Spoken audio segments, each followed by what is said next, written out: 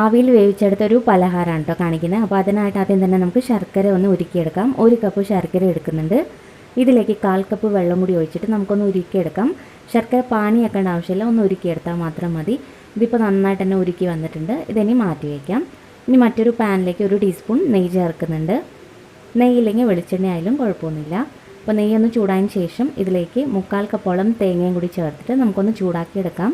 അപ്പോൾ തേങ്ങ വറുക്കേണ്ട ആവശ്യമില്ല, ഒരു 3-4 മിനിറ്റ് നേരത്തേക്ക് ജസ്റ്റ് ഒന്ന് ചൂടാക്കിയെടുക്കാം. അപ്പോൾ നല്ലൊരു ഫ്ലേവർ കിട്ടും. അപ്പോൾ തേങ്ങ കൂട്ടി ചേർത്താലും കുഴപ്പമൊന്നുമില്ല, നമുക്ക് എത്രയാണോ വേണ്ടതിനനുസരിച്ച് ചേർക്കാവുന്നതാണ്. അപ്പോൾ അത്യാവശ്യം തേങ്ങയൊക്കെ നമ്മളൊന്ന് ചൂടാക്കി എടുത്തിട്ടുണ്ട്.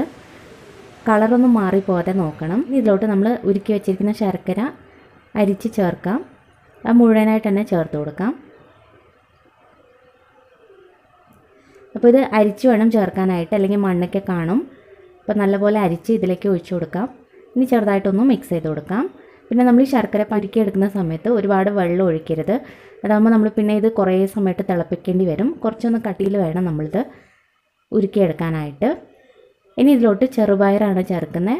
1 കപ്പ് തന്നെ ചെറുപയർ നല്ലപോലെ വേവിച്ചെടുത്തതാണിത്. അതും കൂടി നമുക്കിതിലേക്ക് ഇട്ട് കൊടുക്കാം. ചെറുപയർ വേവിച്ച വെള്ളം ഉണ്ടെങ്കിൽ ഒന്ന് വറ്റിച്ചതിന് ശേഷം ചേർത്താൽ മതി, അല്ലെങ്കിൽ പിന്നെ ഇത് ഒരുപാട് അങ്ങ് ലൂസായി പോകും. ഇനി ഇതെല്ലാം കൂടിയിട്ട് നല്ലപോലെ ഒന്ന് ഇളക്കി യോജിപ്പിച്ചെടുക്കാം. ഇതിപ്പോൾ അത്യാവശ്യം ഒന്ന് ലൂസായിട്ടാണുള്ളത്. അപ്പോൾ ഇത് കുറച്ചൊന്ന് കട്ടിയാവണം. അപ്പോൾ നല്ലപോലെ ഒന്ന് മിക്സ് ചെയ്ത് കുറച്ച് സമയം നമുക്കിതൊന്ന് ചൂടാക്കിയെടുക്കാം. അപ്പോൾ ഏകദേശം ഒരു 3-4 മിനിറ്റിന് ശേഷം ഇതുപോലെ കുറച്ചൊന്ന് കട്ടിയായി തുടങ്ങുന്നുണ്ട്. ഇനി ഇതിലേക്ക് നമ്മൾ ഫ്ലേവറിന് വേണ്ടിയിട്ട് ഏലക്കപ്പൊടി ചേർക്കുന്നുണ്ട്. ഒരു 1/2 ടീസ്പൂൺ ചേർത്തിട്ടുണ്ട്. ഇനി വീണ്ടും ഒന്ന് മിക്സ് ചെയ്തെടുക്കാം. ഇപ്പോൾ കുറച്ചും കൂടി ഒന്ന് കട്ടിയാവാനുണ്ട്. ഇതിപ്പോൾ ഇത്രയും ആയാൽ മതി. ഈ ഒരു പരുവത്തിലാവുമ്പോൾ തന്നെ നമുക്കിത് ഇറക്കാം. ഇത് തണുത്ത് കഴിയുമ്പോൾ കുറച്ചും കൂടി ഒന്ന് കട്ടിയാവും. അപ്പോൾ ഈ ഒരു പരുവത്തിലാക്കാം. ഇതിനി മാറ്റി വയ്ക്കാം. ഇനി നമുക്ക് ഗോതമ്പൊടി വേണ്ട. 1 കപ്പ് ഗോതമ്പൊടി എടുക്കുന്നുണ്ട്. ഇനി ഇതിലോട്ട് ആവശ്യത്തിന് ഉപ്പും കൂടി ചേർക്കാം. 1 ടീസ്പൂൺ ഉപ്പാണ് ചേർത്തിരിക്കുന്നത്. ഇനി ഇത് നല്ലപോലെ ഒന്ന് മിക്സ് ചെയ്തെടുക്കാം. ഉപ്പും ഗോതമ്പൊടിയും കൂടി നല്ലപോലെ ഒന്ന് മിക്സ് ചെയ്തെടുക്കണം. ഇനി ഇതിലോട്ട് 1 കപ്പ് തന്നെ വെള്ളം കൂടി ചേർത്ത് നമുക്കിതൊന്ന് മിക്സ് ചെയ്തെടുക്കാം. സാധാരണ വെള്ളമാണ് നമ്മൾ ചേർക്കുന്നത്. 1 മുതൽ 1.25 കപ്പ് വരെ വെള്ളം വേണ്ടി വരും. അത് നമ്മളെടുക്കുന്ന ഗോതമ്പൊടി അനുസരിച്ചിരിക്കും. ചിലപ്പോൾ വെള്ളത്തിൻ്റെ അളവിൽ ചിലപ്പോൾ വ്യത്യാസം വന്നെന്നിരിക്കും. അപ്പോൾ നമ്മളിത് മിക്സ് ചെയ്യേണ്ട പരം എന്ന് വെച്ചാൽ ഒരുപാട് ലൂസുമല്ല ഒരുപാട് ടൈറ്റ് അല്ലാത്ത ഒരു പരത്തിൽ വേണം മിക്സ് ചെയ്തെടുക്കാനായിട്ട്.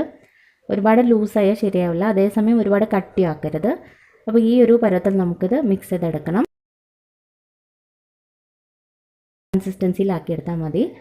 ഇനി നമുക്കിത് ഉണ്ടാക്കിയെടുക്കാനായിട്ട് ഒരു വാഴയില എടുക്കാം. അപ്പോൾ വാഴയില നന്നായിട്ടൊന്ന് കഴുകി തുടച്ചെടുത്തതാണ്, വാട്ടിയെടുക്കേണ്ട ആവശ്യമൊന്നുമില്ല. ഇനി ഇതിലോട്ട് 1 സ്പൂൺ മാവ് ഒഴിച്ചിട്ട് ചെറുതായിട്ടൊന്ന് പരത്തിയെടുക്കാം. അപ്പോൾ ഇത് ഉണ്ടാക്കുന്ന സമയത്ത് ഒരുപാട് കട്ടിയാക്കണ്ട, കുറച്ചൊരു മീഡിയം തിക്നെസ്സിൽ തന്നെ നമുക്കിതൊന്ന് പരത്തിയെടുക്കാം. അപ്പോൾ ഇതുപോലെ ഒന്ന് പരത്തിയെടുത്തിട്ടുണ്ട്. മാവ് ഒരുപാട് ലൂസാവാതെ നോക്കണം. ഇനി ഇതിൻ്റെ മുകളിലായിട്ട് ഇതിൻ്റെ സൈഡിലായിട്ട് നമ്മൾ തയ്യാറാക്കി വെച്ചിരിക്കുന്ന കൂട്ടില്ലേ, അത് നമുക്ക് ഇതിൻ്റെ മുകളിലായിട്ട് ഇട്ട് കൊടുക്കാം. അപ്പോൾ ഞാനിത് ഒരു സൈഡ് മാത്രമേ ഇടുന്നുള്ളൂ. ഒരു സൈഡ് ഇട്ടാൽ തന്നെ മതി, കാരണം ഇത് നല്ല നൈസായിട്ടാണ് നമ്മൾ പരത്തിയിരിക്കുന്നത്. നല്ലപോലെ ചൂടാറിയതിന് ശേഷം വേണം നമ്മൾ ഈ ഫില്ലിങ് ഇട്ട് കൊടുക്കാനായിട്ട്. ഇനി ഇത് കവർ ചെയ്തെടുക്കാം. അപ്പോൾ ഇത് ചെയ്യുന്നതിന് മുമ്പായിട്ട് തന്നെ നമ്മൾ സ്റ്റീമറിൽ വെള്ളമിട്ട് നല്ലപോലെ സ്റ്റീമർ ചൂടാക്കി എടുക്കണം. അതിന് ശേഷം വേണം ഇത് ചെയ്യാനായിട്ട്.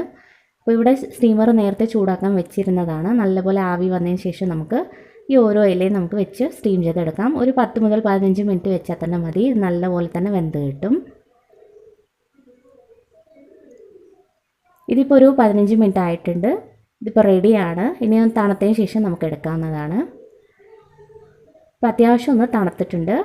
അപ്പോൾ ഗോതമ്പ് കൊണ്ടുള്ള നല്ലൊരു പലഹാരം റെഡിയാണ്. നല്ല ടേസ്റ്റി ആയിട്ടുള്ളൊരു റെസിപ്പിയാണ്. വളരെ പെട്ടെന്ന് ഉണ്ടാക്കിയെടുക്കാൻ പറ്റും, നല്ല ഹെൽത്തിയുമാണ്. അപ്പോൾ ഇതുപോലെ എന്തായാലും ഒന്ന് ട്രൈ ചെയ്ത് നോക്കാം. നിങ്ങൾക്ക് ഇവിടെ ഇഷ്ടപ്പെട്ടു എന്ന് വിചാരിക്കുന്നു. അപ്പോൾ